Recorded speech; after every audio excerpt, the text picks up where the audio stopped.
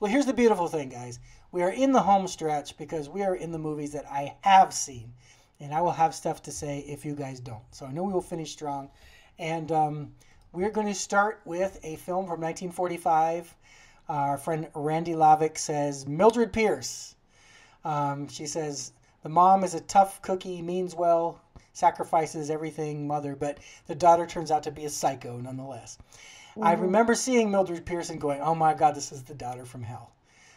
And being entertained by it. We talked about Mommy Dearest earlier. It's kind of funny how it turns out that way. I mean, it's Joan Crawford who played Mildred Pierce, right?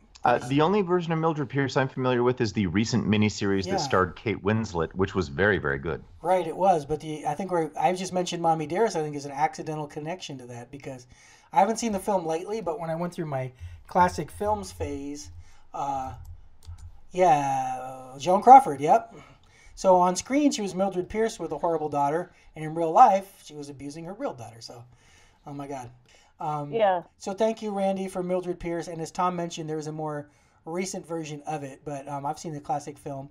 Speaking of classic films, our buddy John Champion, who Olivia remembers from Roddenberry, our dashing man about town, John Champion. John, you make the funniest videos on Facebook. I just have to say, all the slow-mo stuff. And you are a really snazzy dresser and a seriously cool sci-fi dude. Good dude, good friend of the show, and happening Hepcat. Well, he picked a Hitchcock film. He picked 1959's North by Northwest. He says, it's a short one, but I kind of like Cary Grant and his mother in North by Northwest. The actress was only 4 years older than Cary, and she, in the movie, just thought he was nuts. If you remember, it's a mistaken identity thing, and Cary Grant's trying to convince his mother that everybody's out to get him, and she just looks at him like he's crazy. Like, what are you talking about? That's kind of an odd one to pick in terms of a mother-son relationship, because it's not really the main point of the movie, but he's right. The scenes are sort of unusual. I mean, what if one of us was trying to convince a parent of something that was actually true, but sounded crazy? So, and that's a stylish film, and John's a stylish guy, so it doesn't surprise me that he went Cary Grant and Hitchcock.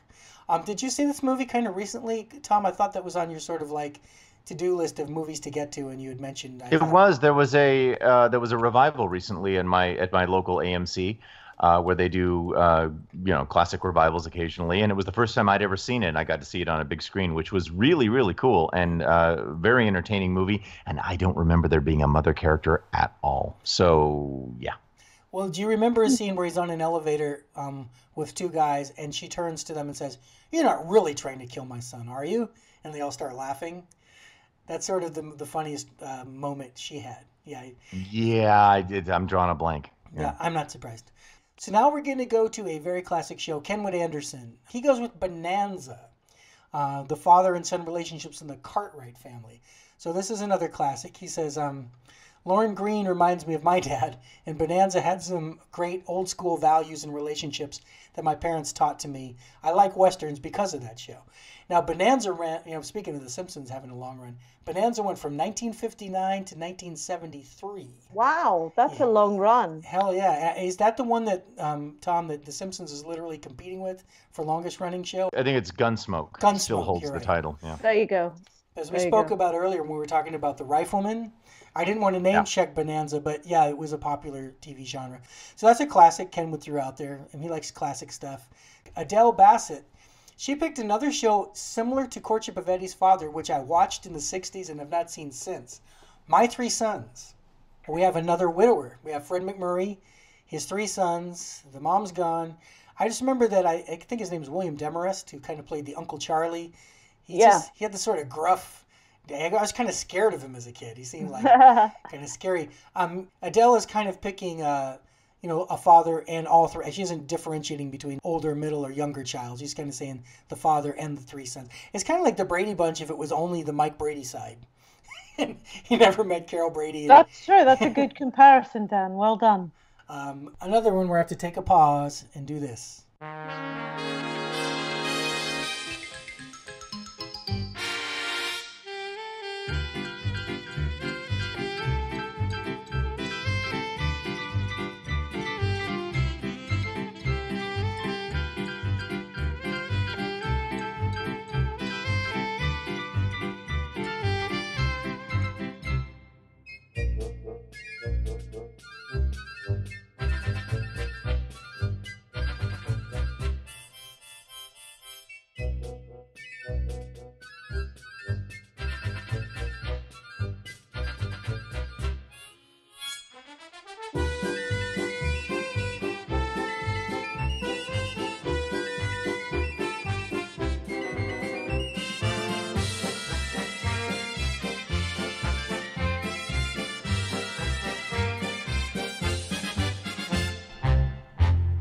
I feel like I'm on the Mary Poppins carnival ride. What's another one where a lot of people know the song more than the show? But Dick Van Dyke had a great theme song too. Some Yeah, people but might hear that music and go, "Oh, My Three Sons." And that's all they know about it. Also, the picture of the legs. It's just animated legs, and the hands are pushing together like an accordion, making the credits. There again, had to be there. It's your era or it's not. yeah. But yeah, there again, it's sort of a generational thing. In fact, these next two submissions both come from the same person, and I would never associate these two. One's a film and one's a TV show. They're only a year apart. Ann Layton, for film, she says The Sound of Music. She says because the parents became a couple and learned lessons that were appropriate for them to learn. Since Maria became less self-centered and Captain Von Trapp started to care about his children. This is another one where it's like there's like a ton of kids. Wait a minute, Maria was never self-centered. That was what was cool about the Julie Andrews role in that, is that she was kind of like a rebel, but you didn't necessarily ever think that Julie Andrews would play a character, or that being said, we hadn't seen her play a character like that before. That's a good point, because she also says Captain Van Trapp started to care about his children. I think he always did. He was another widower, and he was a military guy and didn't know how to express love. And I think what she's trying to say is by becoming a couple, they both became better parents. Captain Van Trapp started singing again and became more loving. And what Maria learned, I can't say. Less self-centered is probably not the way to put it. No. She was not self-centered. I don't mean to judge, but I just think it's all subjective to one's opinion. But she was not self-centered. She was very much maternal, which is what made his character fall in love with her, because he started to see his children in a different way because of how the maternal quality that she brought out, and she brought a different quality out. He fell in love with her because she was so dedicated to his children. She had a very nurturing quality, which made you wonder why she starts the film in a convent trying to be a nun. What seems to be the opposite. She's a little Holly-go-lightly. I have a feeling that Anne meant something else. What she typed and what she meant was probably different. But basically what she's saying is the children benefited from them becoming a couple and becoming the stepmother and everything. But what I found interesting about that is her other choice is 1966 Batman. She says, for TV, I would go with Commissioner Gordon and his daughter Barbara because she became a crime fighter without her father's help. He gave her enough space to grow in the way she wanted to. We mentioned that Yvonne Craig was my first crush. We were talking about first crushes.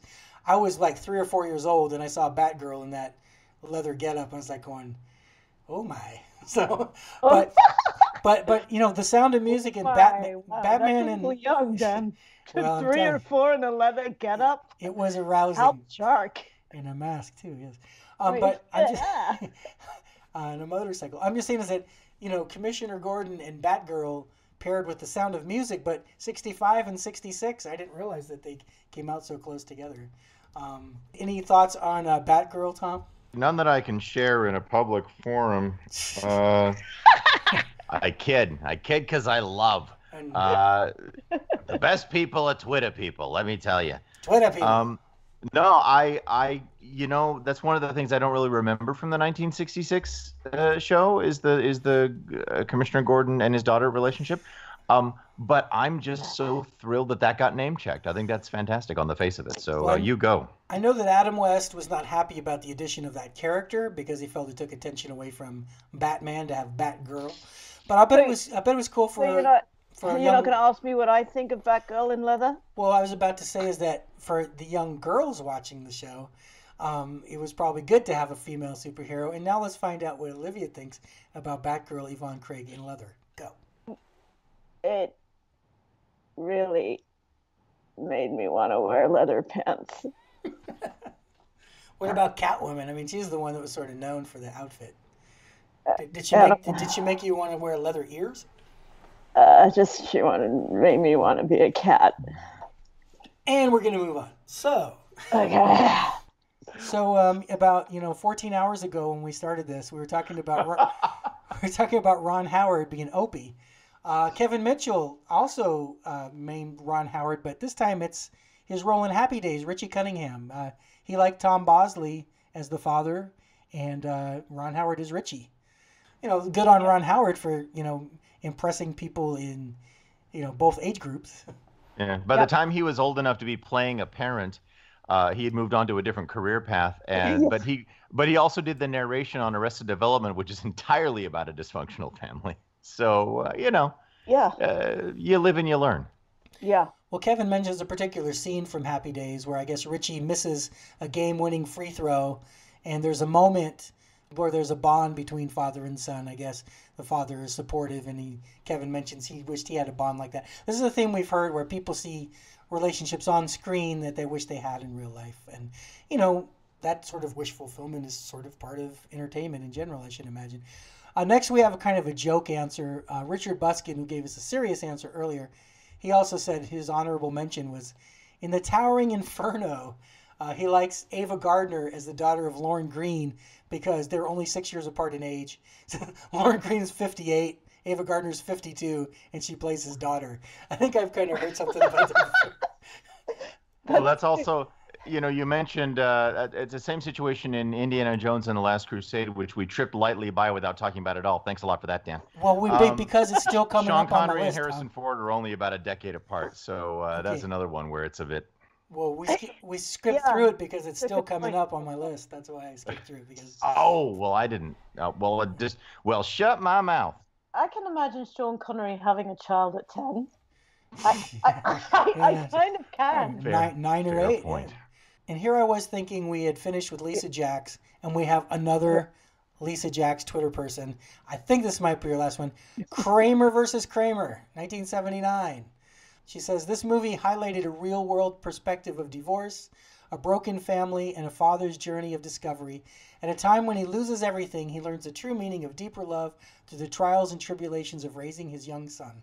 When their relationship becomes threatened by the return of his ex-wife, he embarks upon the biggest fight of his life, his son. It's an incredibly touching and heartfelt perspective of raw emotion for everyone involved. Yeah, Kramer versus Kramer, top of the line writing and acting and everything. And another one with a father and a son where there's no mom. That seems to come up a lot for people. Yeah, well, there is eventually, but that becomes the complication, right? Yeah. When she returns to the picture, then that's when the relationship gets fraught. I don't mean to do a callback here, but now that's a self-involved character. The Meryl Streep character in Kramer versus Kramer. She only shows up when it behooves her. Yeah, she was not very likable, as I recall. In that. But she was great, and that was what the character called for, and in great sort of contrast with Dustin Hoffman. And my God, that scene with the child, the little boy, when he's got to say goodbye to Dustin Hoffman. Yeah. And she's there, and she's just like a stone, like a poker face. She does end up being somewhat vulnerable toward the end of the scene, and sort of, you get the sense that she does understand her. I mean, all of the characters kind of evolve and grow. That's what I like about the story and the performances, is that they're very human, and she plays a sort of somewhat unlikable character, very self-involved, and she ends up really realizing that she's torn the family apart and that she does still love Dustin Hoffman, I believe, if I'm not mistaken. I haven't seen it in a really long time, but possibly she might have put her interests and needs ahead of the child. And, not really considered the effect it would have on him. I think you find a lot, I have some firsthand experience with this, where one person doesn't value the relationship between the children and the other parent, and until it's pointed out to them, they don't think about it or care about it, and they don't realize the effect it has on the child. So that movie was a great embodiment of that. Yeah, because their anger is still pointed toward their partner or their ex-partner rather than the child. Yeah. Right. Absolutely. This next one could have been a Travis, but it wasn't. This is Ron Nelson. He says Stephen and Alex P. Keaton, Michael Gross and Michael J. Fox, Family Ties. This is an interesting one where you have this twist that nobody's seen before in the 80s with the child is the conservative one and the parent is the sort of hippie. We were talking about Ward, Cleaver, and Beaver earlier. This is the situation where the parents were of the '60s, and then they have this yuppie Ronald Reagan loving son, and that dynamic is interesting. And he's right, the acting by Michael Gross and Michael J. Fox is very entertaining. Other relationships there too, because there are other children and the mom and everything, but he singles that one out. I can see that. That's a solid choice. Yeah. Yeah, I'm surprised because I recently rewatched Family Ties. I say recently, it was like 5 years ago, but that was the first time since seeing it on TV in the '80s. The '80s, right? And the relationship between Alex Keaton and his mother, I think, is a lot more complicated and interesting than his relationship with his father. But yeah, whatever works for you, whatever touches your heart. And there again, and that was Ron Nelson who submitted that, our monkey man. Olivia remembers him. Yeah, the gorilla. Yeah, that's right. And definitely, I mean, I watched that show when they were all airing originally on that Thursday night thing. We were talking about recently on the Spoon. Remember, we were talking about Cosby Show and Family Ties, and we had to think about Night Court, right. Cheers, Hill Street Blues. And yeah, it was a great show, and of course it resonated with me. I was older than Alex B. Keaton, but not by much. And of course, that was Michael J. Fox said he was out to sort of skewer and parody that type of young Republican, and then they were like embraced him, like, you're our guy. And he sort of became like an icon or a role model for that. It's really hard to satirize that sort of thing without it. It's sort of like how you can't really make an anti-war movie, because anytime you show combat on screen, it's sort of inherently viscerally thrilling. And so it's really difficult to do that and get the message you want across. And I think when you're trying to satirize a character like Alex Keaton, it's the same sort of thing. So it was sort of inevitable. And as with Ron Howard, in two roles, Opie and Richie Cunningham, of course, we had Michael J. Fox earlier, Marty McFly, and here he is again. Alex B. Keaton, of course, the difference being he was the same age when he did both those roles. Basically, literally did the shows like the same day. Spent the day at Family Ties, spent the evening doing Back to the Future. And we have to mention, Olivia's worked with Michael J. Fox, done films with him, which segues us into Matthew Corey, who we heard from earlier. He says, I have to give an honorable mention to The Wonder Years. He says, not just because of our dear Olivia. He says, when I watched the show during the original run, I related a lot to Kevin Arnold since I was close in age to him. Now when I see an episode of the show, I relate more to the parents since I'm now at that stage in life. Definitely a well-written and acted show. So, Matt's kissing your butt. Wonder Years. No, I'm just kidding. Actually, that belongs... That belongs in the conversation. I mean, that is that type of show. I mean, but what parents, child in that show did he favor? He didn't say. You really have 6 relationships there. You have the father with the 3 kids and the mother with the 3 kids, and they were all interesting. But we had mentioned at the time when I was speaking about your role on that show, it didn't sound like at times, especially Big Brother, were represented as they actually were, but they were filtered through Kevin's memory, which made everybody a little more exaggerated. But even so, there again, I mean, that show was set in an era when, like Matt Corey, I was Kevin Arnold's grade in that era that the show was set in.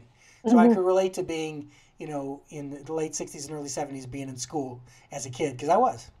Yeah, and it's funny because a lot of people, when they speak about it, not unlike what we were talking about earlier on when we were comparing Sanford and Son and Archie Bunker, All in the Family, there was a time and a place in the 70s where epic family TV shows were being made, or just, child-son relationships that were mentioned, like Sanford and Son.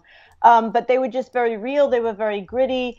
There was a no-holds-barred kind of attitude where, you were able to expose a lot, and they were very real relationships. And it's one of the reasons why I think, and the writing was so great, which is why they age well.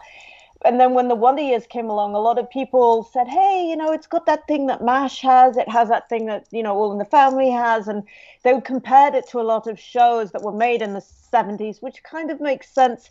I mean, a lot of that, I think, is luck with the casting and obviously Neil Mullen and Carol Black. But also I think it's that it was a period show.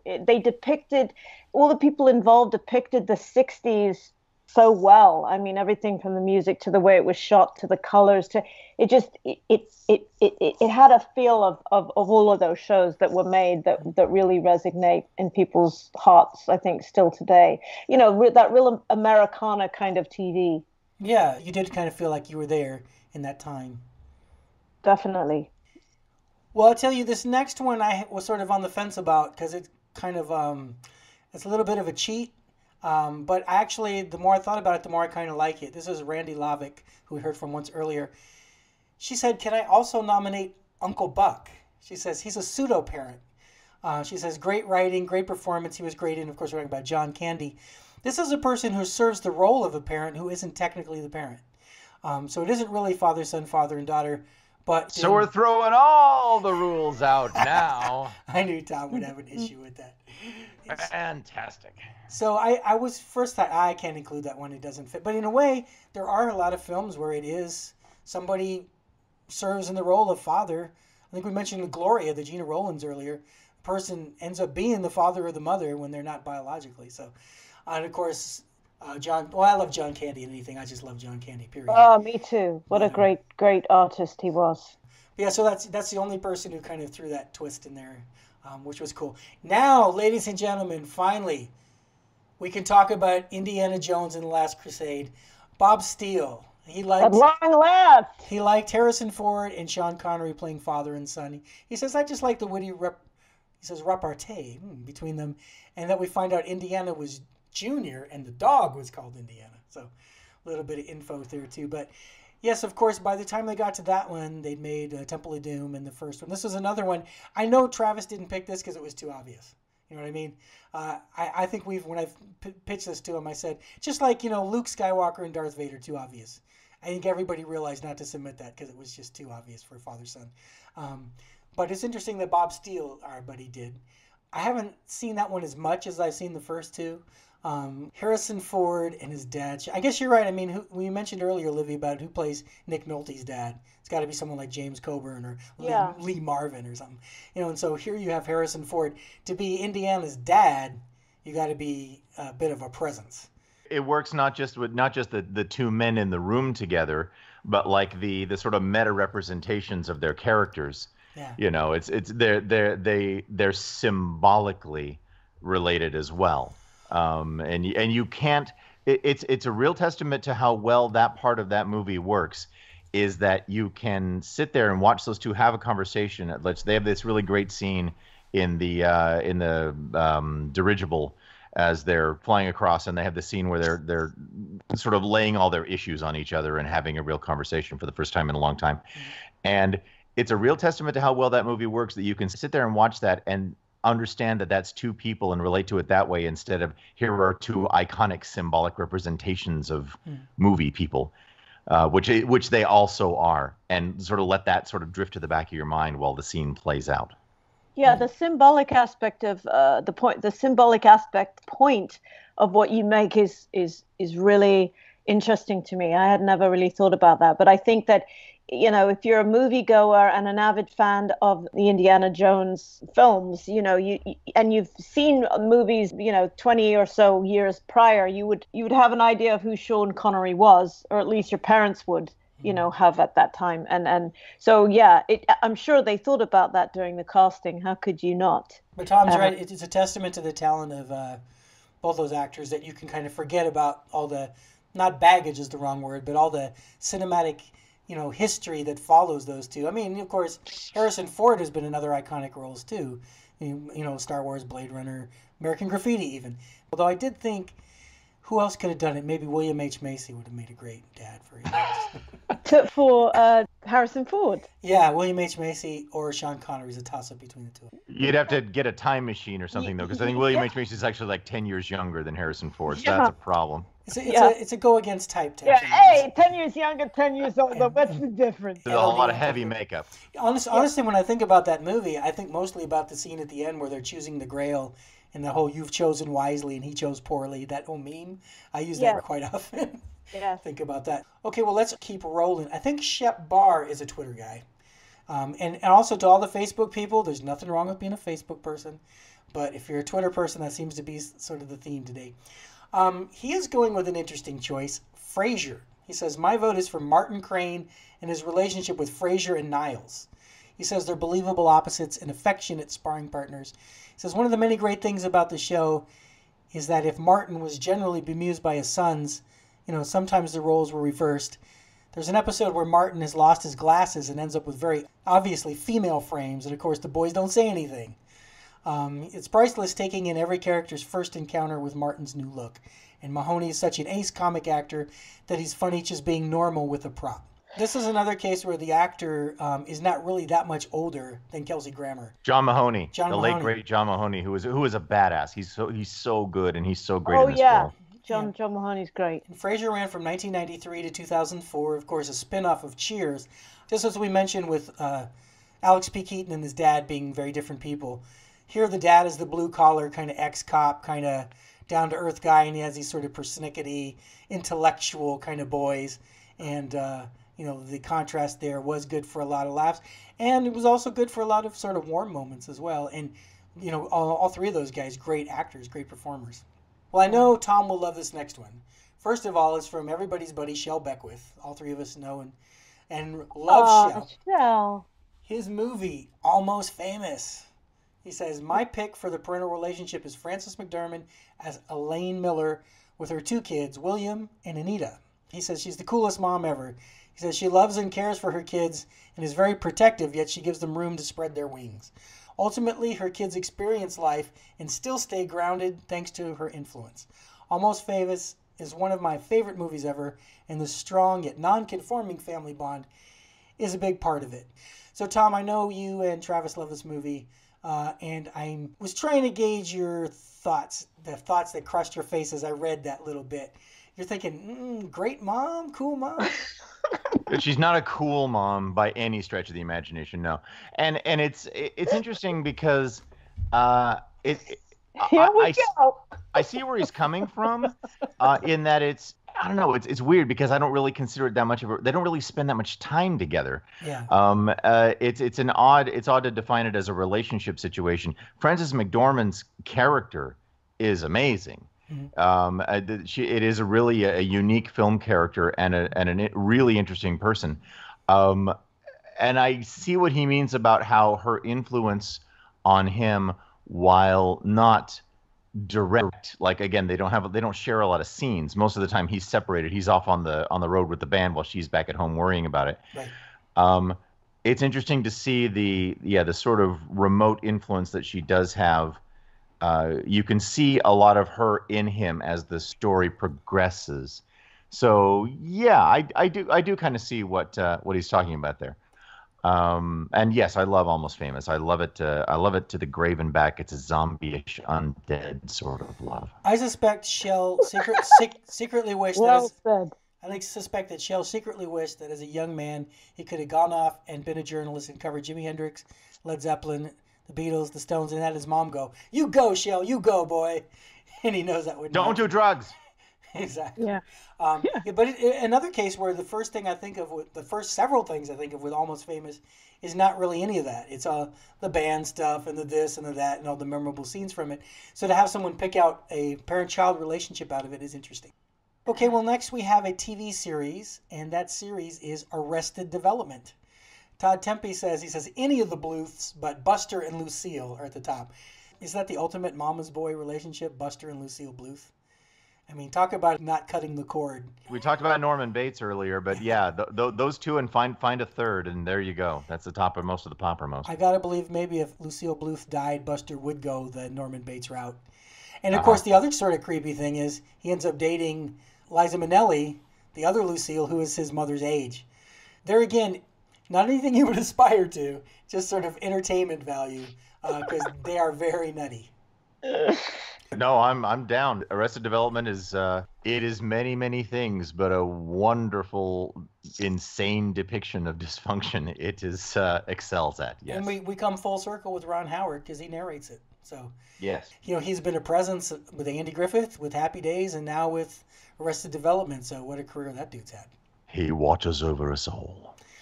Well, we're going to close out with two submissions from one guy, Blaine Bowman. He picked two animated films. The first one is hard to argue with, Finding Nemo. He says, Nemo's father's relentless quest to find and save his son shows a devotion only a parent can truly understand. It was funny and beautiful until I had my son, then it became poignant. This whole premise of the thing is my son is gone, I gotta get him, nothing else matters. And yeah, that is a good choice. I mean, it's animated, but it does have an emotional reaction when they're reunited. And there again, you know, I watched a lot of these when I wasn't a parent, and now that I am a parent, something like Finding Nemo has a whole different, you know, every once in a while I'll turn around, where's my kid? And, you know, 20 seconds later I find him, but during that little moment you have that panic attack.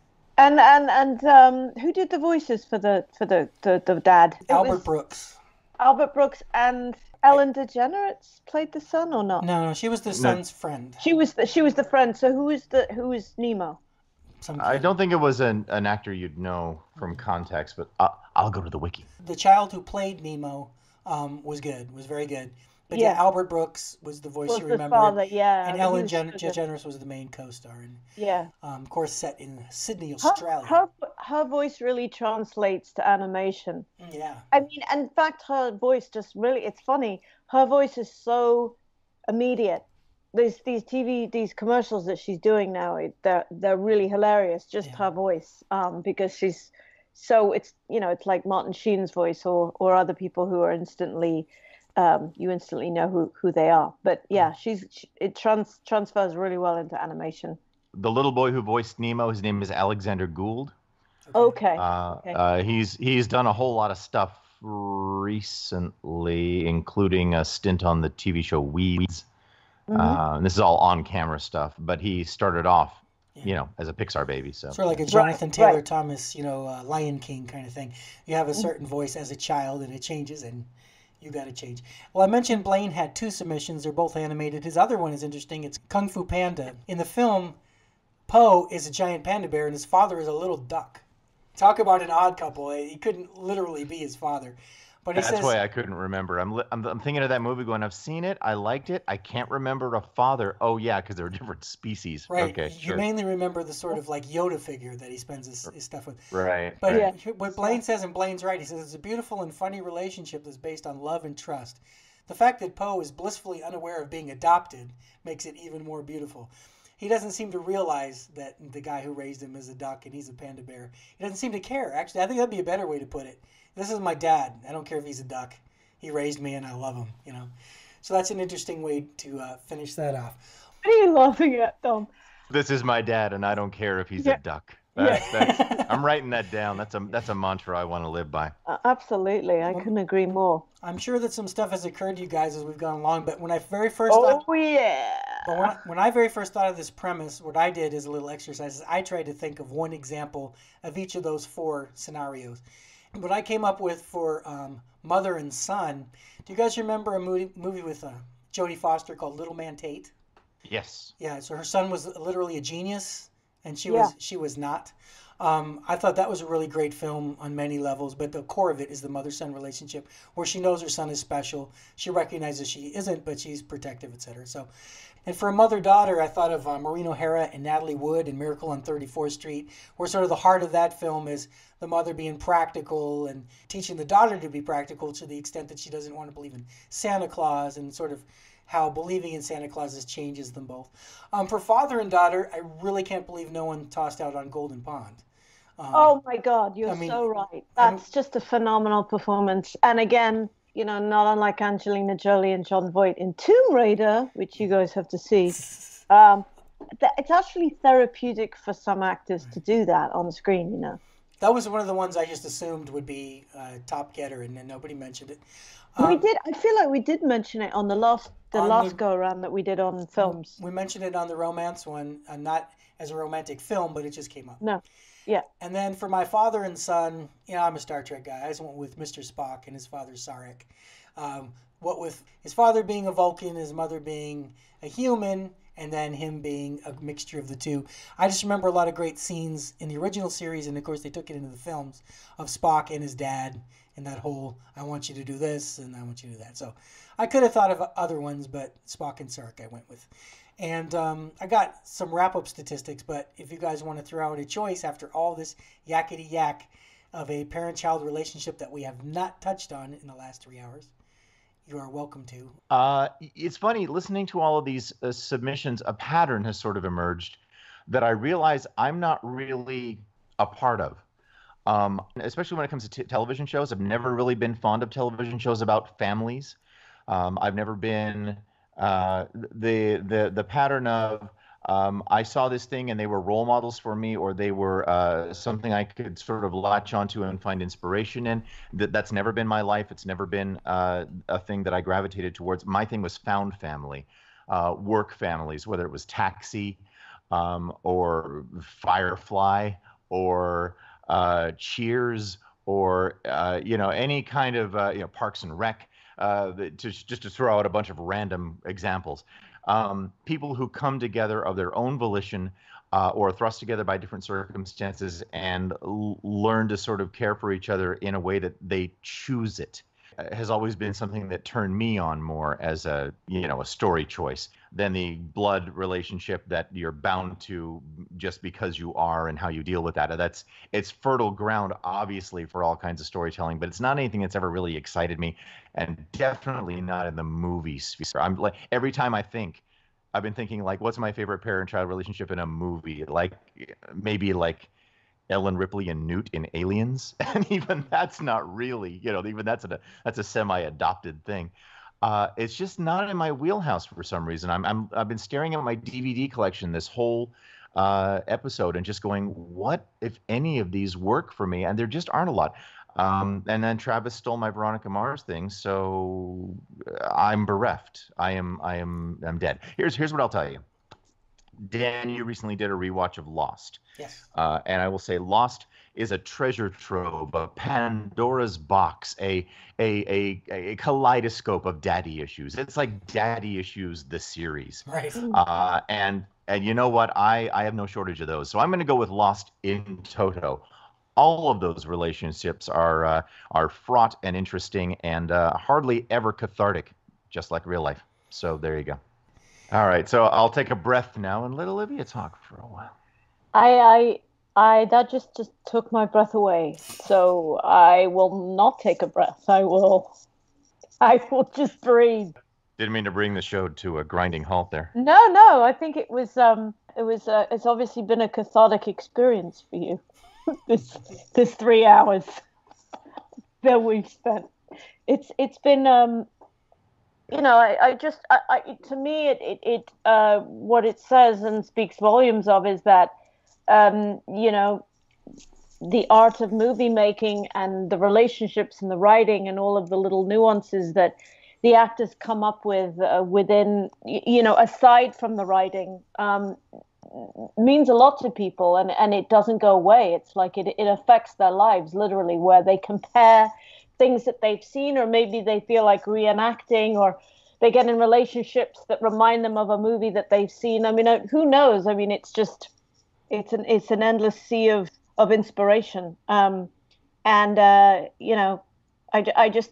always enjoy being reminded of films that I've seen, and relationships, and though they be dysfunctional or whether they be kind of clean cut and within the edges.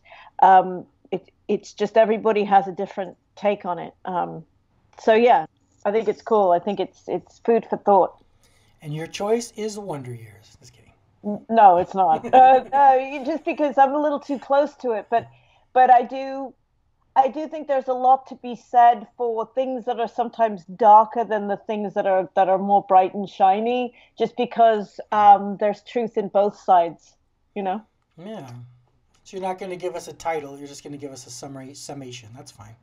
Yeah, I'm gonna be very general. Lord knows we have plenty of selections throughout the course of this, but I did actually keep a tally just so everybody knows. This will just go really quick. Father-son relationships, we had 24. By far, that was the most. Father-daughter, we had 9. Mother-son, we also had 9.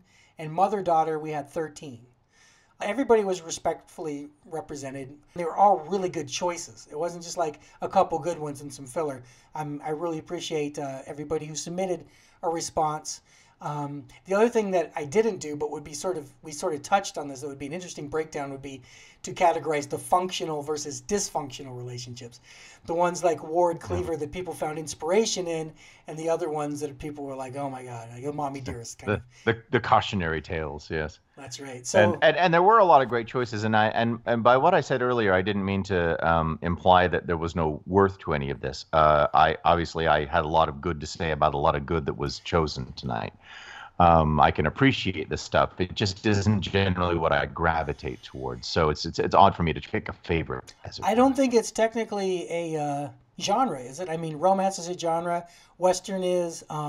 No, it's kind of the opposite of a genre, straight drama or whatever. Yeah, you don't have anybody who goes, oh, father and son movies, mother and daughter movies. It's the normal that genre is contrasted against in a lot of people's worldview. But, right. Let's remind everybody about Thom. He has a Super Enthusiast Radio that he co-hosts with Travis Coleman, who's come up.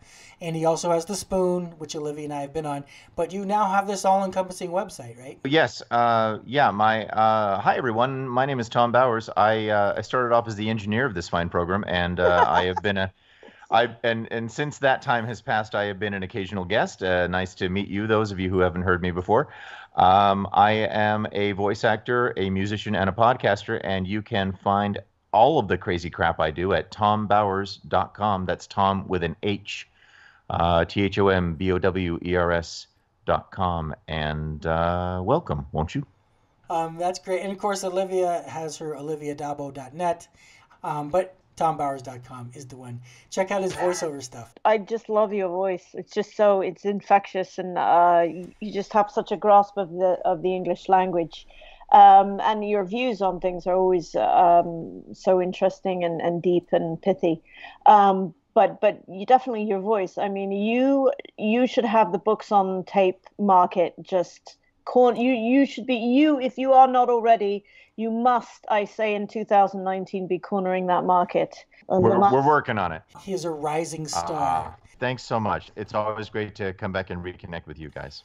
Well, thank you, Thom, and thank you, listeners, particularly the ones who sent in responses, and also the ones who didn't. Of course, we'll be doing some other kind of listener show in the future. We mentioned however many hours ago that we needed a closing song. Olivia insisted we go with Gloria. This just makes me want to do aerobics, and I know that's not even my thing.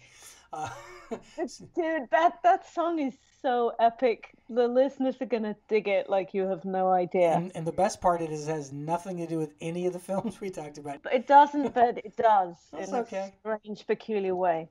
So thanks everybody for listening. Thanks again to Thom. Thanks, Olivia. All I can say is it's been so real being back with Thom and Dan and this wonderful trio that was the genesis of this show of ours. And it's nostalgic. It's been 3 years, if you can all believe that, since we very much started down this road. And we're going to continue to do more. And as everybody knows, our lives continue, and we have to work and bring in the dollars in between. But we always come back to this with a joyous attitude, and it's so much fun when we do. And we're just so glad and grateful that you're all still here. And we wish you all an incredibly happy holiday, safe, healthy, and happy with family and loved ones, and an incredible 2019. It's going to be a good one. I can feel it.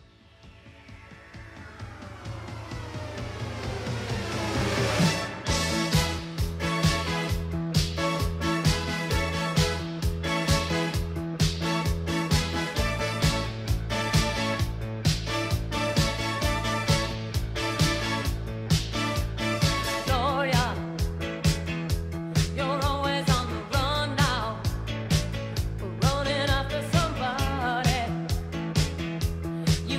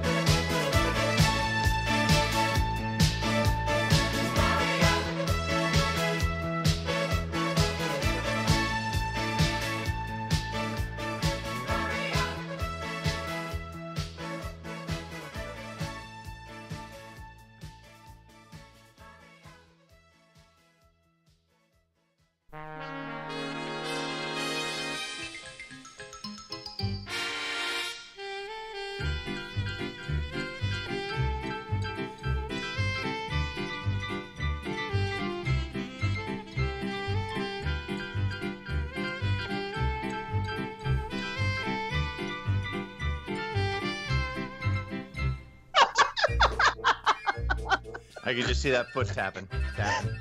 And this is such a 60s era TV theme. I think the listeners needed that boost. They needed a musical shot. Oh my God, I needed that boost. It's coming till 20. Here we go. Big finish. It's turning into a polka.